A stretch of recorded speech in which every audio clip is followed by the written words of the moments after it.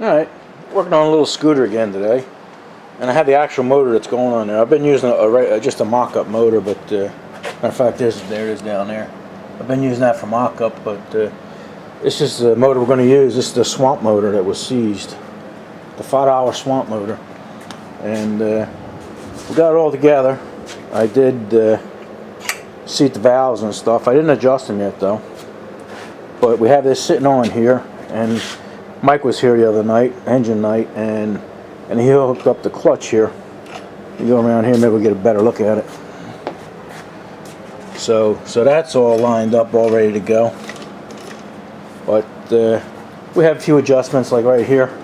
This is the smaller chain going to the back wheel, and I'm gonna have to notch that out. I mean, it spins and it works, but the chain's gonna hit. But we know we're gonna have to do some mock-ups back here. I'm just gonna have to take a little 1/4 inch out, and maybe about a 1 inch by 1/4 inch piece, and you'll never even see it. And there is a bolt there. It's not in the way, but I can move it just to make things easier.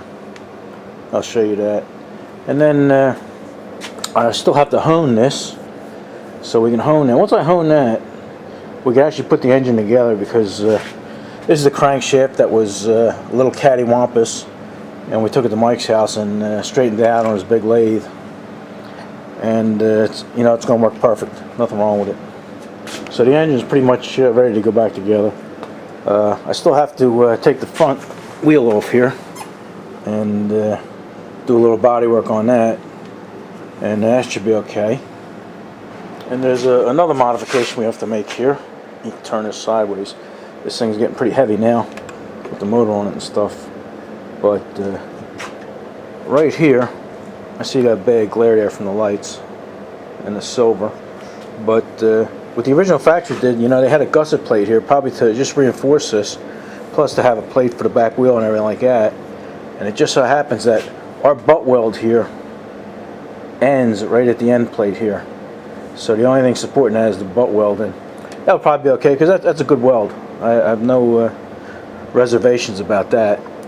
But what I think we will do, let me reach over and get this plate here. I think we'll make a gusset and attach it to this, and just extend it. It'll extend it about another 2 inches. So we're going to do that. And luckily, let me turn this over. Whoop. Hope there ain't oil in it. But anyway, right here is where the sprocket is. And like I say, I'm just going to have to cut a little bit off, maybe 3/16, a 1/4 inch or something. And then I said I was going to move this bolt over, and luckily it just happens to be a factory hole there, so I'll just use that factory hole. So let me throw you up on a tripod, and we'll mark this out and make these plates. It's a good start. All right. I got this scrap metal here, and before I mark it up and cut it up, I can see roughly where I'm going to put it, but there's a weld in the way there. Can you see that? So I don't want to mess with that weld, so I'm just going to notch it there. And put that notch in, and then we'll come back and lay it out. Don't go away. All right, got the little notch cut out, and I put some black marker on here, so because I want to scribe it. It gives you a better line to cut. So I don't know how well you guys can see that, but it's right about where I want it.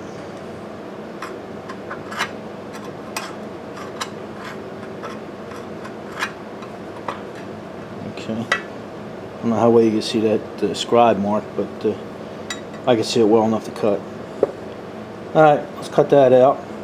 I should be able to get two pieces out of this, which is good. Alright, we took the engine off here, and I cut the little notch for the chains. You need a little notch over here for the big chain, and a big notch over here for the little chain.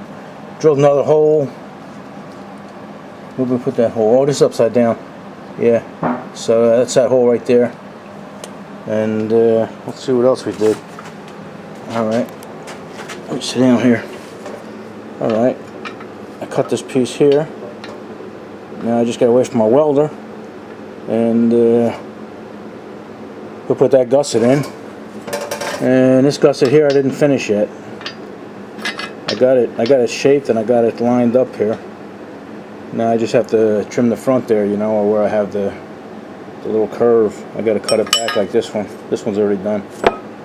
Alright, let's go. We'll go over to the sander and get that, and then what we'll do is we'll tack these little welds here and make this and get it ready for body work. While I had the engine off, I cleaned the sides up here a little bit. You know, I didn't want to take all the weld away, like on the bottom and the inside. I'm leaving the big blobs, but just on the side, just so it looks a little better. You know, when it's painted, you don't see a big eyesore sticking out. I don't know if I'll do a little body work here or not. Maybe, we'll see. All right, take your headphones off if you're listening, because this might be a little loud.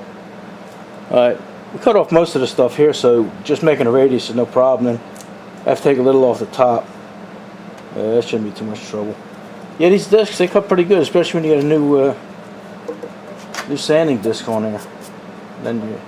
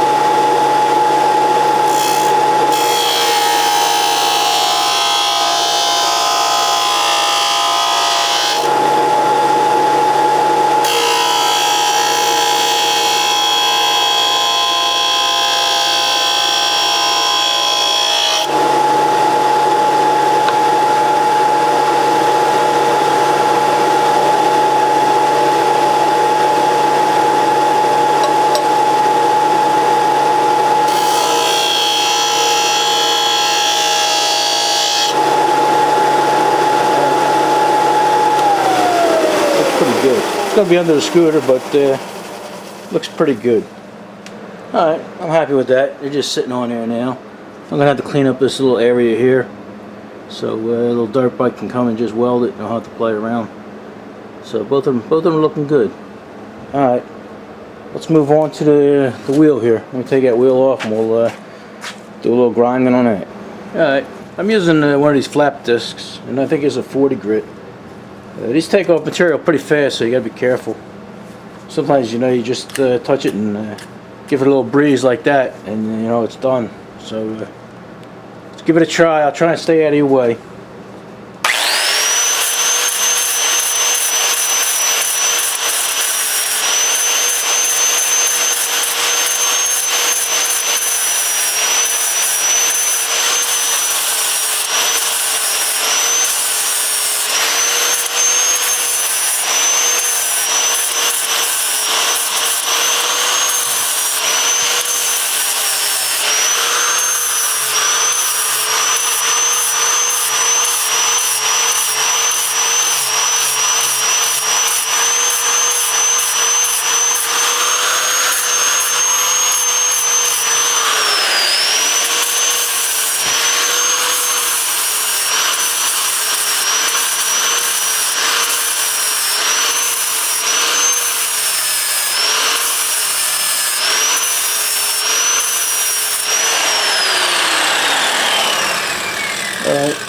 That was in real time, so you can imagine how fast I could do this thing. So I'm gonna get you guys out of the way and clean it up, get it ready. Alrighty, here we go. You can't see where any of the rosette welds were, and all these lumps are taken down, so this piece is ready for body work. It's coming together.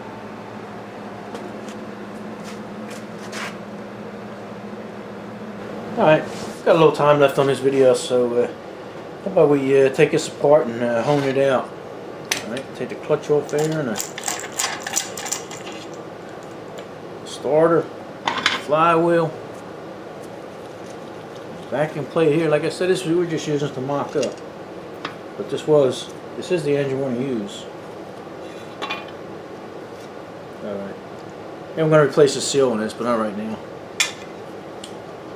take the crank out so I don't hit it with the hone. Man, Mike did a beautiful job on this. This was the shaft that was actually bent. Now it's straight as can be. Beautiful.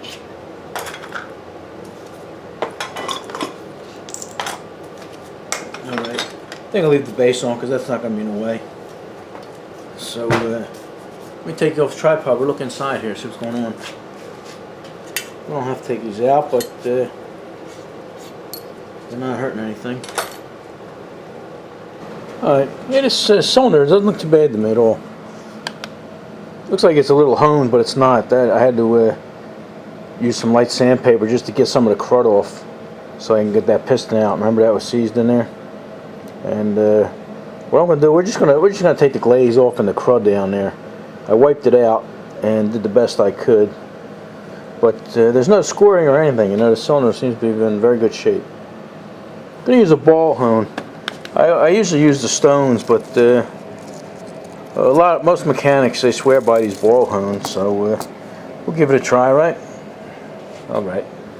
Let me put you back up in the skybox. All right. Gonna lube it up here. This is just 30 weight, nothing fancy. Like I say, we're just cleaning it up. We're not trying to cut too much. Looks like I'm running out of oil. Alright. Drag. Alright. Get the drill down on low. What guys that? So it's about 400 RPM. Now let's give it a whirl.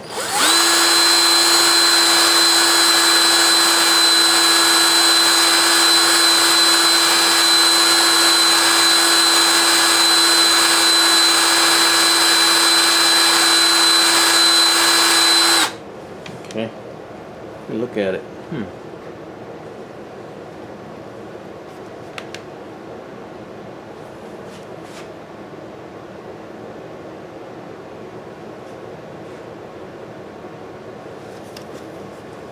Actually, don't even look like most of the balls are hitting.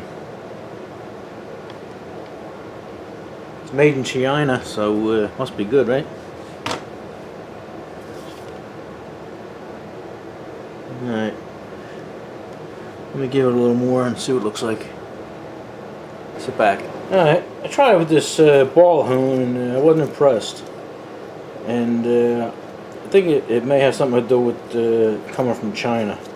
You know, because it fits in there, it's sloppy, you know, it's not like it's even hitting the walls, it's got a lot of play. And it's not like when it spins it's going to go, because these are all straight, you know. It's not like you have a little bit of flex to it. So I think I might try, you know, I think Flex Hone is a good brand.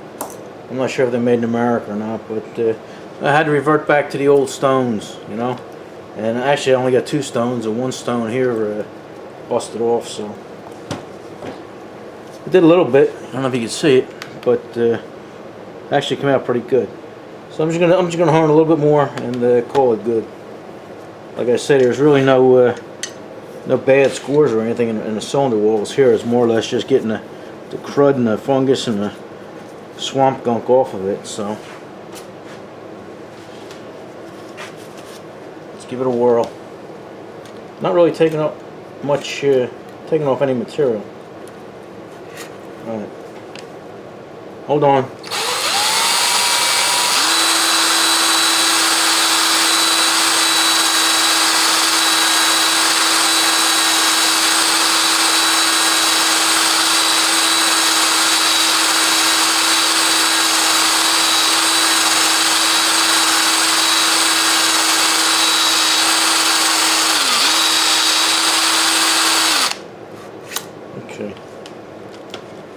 Yeah, I don't want to be getting too excited out there, but these stones don't have. These are like maybe 320 stones. They hardly take anything off. You know, some people see you honing and they say, "Oh man, he's doing it too long. He's doing this," you know, and they don't even know what size grit you're using. You know, if you're doing it long and you're using 80 grit, then you got something to complain about. But they're fine stones. Let's look at it. Alright. Yeah, I'm happy with that. Like I said, I just wanted to get the glaze off, so let me take it down, let you guys take a look at it. Alright, we're done. Let me see if I put a light on here.